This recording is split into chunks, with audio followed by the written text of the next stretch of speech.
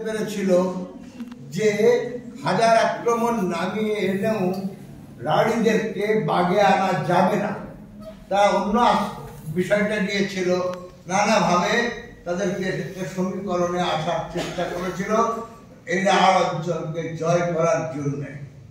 এবং এখানে রাঢ়ের যে ধর্ম সংস্কৃতির পরিবর্তনের কথা বলি, রানীরা রাজশক্তির পরিবর্তনের কারণে নানা রকম আপদ উপদ্রবে ধর্ম পরিবর্তন হয়েছে বারবার। কখনো তারা ছিল বৌদ্ধ, কখনো তারা ছিল জৈন, বৌদ্ধ, কখনো শৈব, কখনো শাক্ত, কিন্তু তারা নিজের মতো করে থেকেছে। ধর্মটাকে তারা নিজের মতন করেই বদলে নিয়েছে। তাদের যে দেহ সাধনা, তাদের যে যুগল সাধনা, সহজ সাধনা, তাতেই তারা থেকেছে। তারা যখন শৈব ছিল তার পাশে গৌরীকে বসিয়ে দিয়েছে। তারা যখন শাক্ত ছিল কালীর পায়ের তলায় শিবকে এনেছে। এরা যখন বৌদ্ধ ছিল বৌদ্ধের আসল নৈরাটটাকে বসিয়ে ফেলেছে। তারা যুগল সাধনায় তাদের ধর্ম পরিবর্তনের ফলে নাকি আমার কতটা সময় দিয়েছেন? আচ্ছা ঠিক আছে। তো যাই হোক, যাক সুযোগ পেলে আমি বিষয়গুলি আবার আলোচনা করব। তাহলে ধর্ম পরিবর্তনের সঙ্গে সংস্কৃতির পরিবর্তন হয় না, ধর্ম পরিবর্তনের সঙ্গে সংস্কৃতির পরিবর্তন হয় না। কিন্তু রানীদের বৈশিষ্ট্য, তারা ব্রাহ্মণ্য ধর্ম থেকে সহস্র যোজন দূরে থেকেছে এবং তাকে প্রতিরোধ করার চেষ্টা করেছে। জয়দেবের গীত গোবিন্দ আমরা পাচ্ছি তো যে রাঢ়ের গণাদৃত দেবী রাধার কাছে ভাগবতের কৃষ্ণকে স্যারেন্ডার করিয়ে দিয়ে এই পদবল্লভ মোদনম করিয়ে পাশে বসিয়ে দিয়েছে।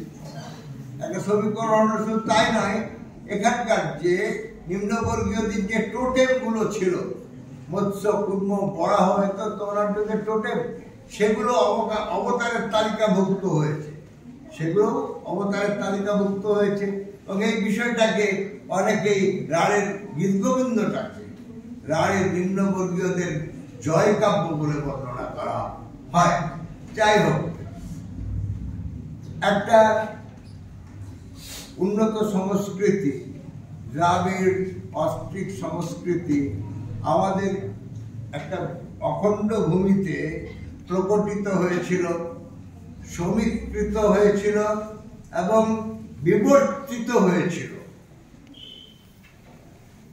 সেটাকে একটা উন্নত সংস্কৃতি, অহিংসা, প্রেম, মৈত্রী যার ভিত্তি ছিল, সেই রাঢ়কে আমরা তার ইতিহাস, তার ভূগোল, তার সাহিত্য, তার সঙ্গীত, তার নৃতত্ব, তার সমাজতত্ত্ব, তার অর্থনীতি, এই সব কিছুকে মিলিয়ে, তার রূপকথা, পুরাণ কথা সব মিলিয়ে বুঝতে চাই, জানতে চাই এবং আমাদের কর্তব্য স্থির করতে চাই। তাই রাঢ় উৎসবের আয়োজন। আচ্ছা, এই যে রাঢ়ের চতুর্দিকে কত পুরাতাত্ত্বিক নিদর্শনগুলো সব পড়ে রয়েছে, কত ভাস্কর্য আছে, স্থাপত্য আছে, লেখমালা আছে, চিত্রমালা আছে, সেগুলিকে আমাদেরকে গঠনীভূত করতে হবে। পুরোনো থেকে যে সমস্ত প্রথাগুলো চলে আসছে, উপাসনা পদ্ধতি আসছে, পূজা পদ্ধতি আসছে, সেগুলিকে জানতে হবে, সেগুলির সক্রিয়তা বিচার করতে হবে, তাদের বিচিত্রতা বিচার করতে হবে, তাদের পার্থক্যগুলো বিচার করতে হবে। সেগুলো স্বতন্ত্রভাবে বিচার করার পর একসঙ্গে জুড়লে তবে না আমরা রাঢ়কে মোটা করে পাবো, তাই না?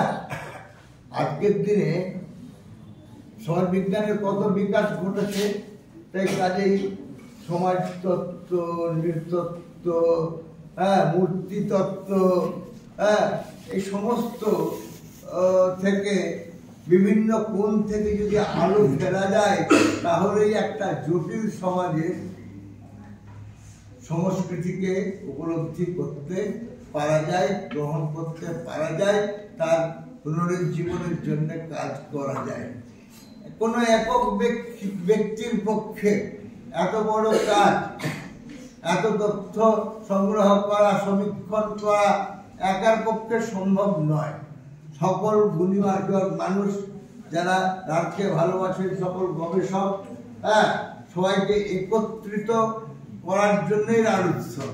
তারা একত্রিত হয়ে বিভিন্ন বিষয়ে গবেষণা করবেন, সেগুলিকে এক জায়গায় হাজির করে তুলনামূলক আলোচনা হবে। তারপরে সেগুলিকে আমরা এক জায়গায় নিয়ে আসবো, তাহলেই সম্ভব। এটা দীর্ঘ সময় জুড়ে যদি করতে পারি তাহলেই এটা হবে।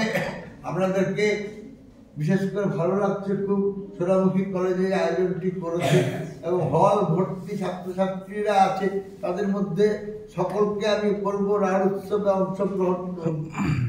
সেখানে সমস্ত অজস্র কর্মশালা, শিল্প, সাহিত্য, সঙ্গীতের উপরে হয়। আলোচনা চক্রগুলিতে আপনারা অংশগ্রহণ করুন, বক্তৃতা করুন, পেপার পড়ুন, তার ব্যবস্থা ওখানে আছে। তাই একটা আহ্বান রেখে যায়, সুর বেঁধেছি একটা রাতে আই গোলামে লাবিয়াই, সুর বেঁধেছি একটা রাতে একসাথে গানে গাইতে গাইতে চল ভালোবাসার দেশে যাই। চোখ মেরে দেখ মানুষ কেমন, তার চেয়ে কে হবে আপন, পরস্পরের অন্তরের ধন লুট করে নিবি সবাই। প্রেম সে তো বিলাবার করে, না বিলালে মরছে ধরে। প্রেম সে তো বিলাবার করে, না বিলালে মরছে ধরে। তাই ভালোবেসে অন্তরের ময়লা ঘোচায় করতে ভালোবাসার ভুবন, মেলামেশা খুব প্রয়োজন। প্রেমানন্দের মধুর মিলন ভাষাবো দুনিয়াটা। নমস্কার, আমাদের